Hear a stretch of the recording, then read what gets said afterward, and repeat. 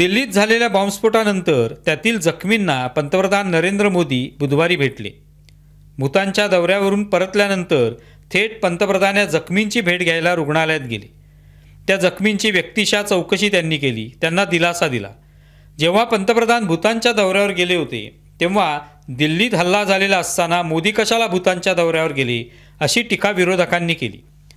पण मोदी त्या दौऱ्यावरून परतल्यावर थेट जखमींच्या भेटीसाठी गेले। या काळात एकही विरोधी पक्षातील नेता या जखमींच्या चौकशीसाठी आला नाही। दिल्लीचे 10 वर्षे मुख्यमंत्री राहिलेले अरविंद केजरीवाल सध्या पंजाबचे सुपर मुख्यमंत्री बनलेत, पण तेही या जखमींना भेटायला आले नाहीत।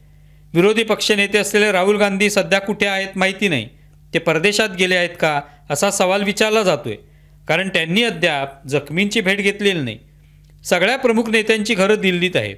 अशावेळी काँग्रेसचे राष्ट्रीय अध्यक्ष मल्लिकार्जुन खरगे हे देखील जखमींच्या भेटीसाठी जाऊ शकले असते, पण तेही गेलेले नाहीत।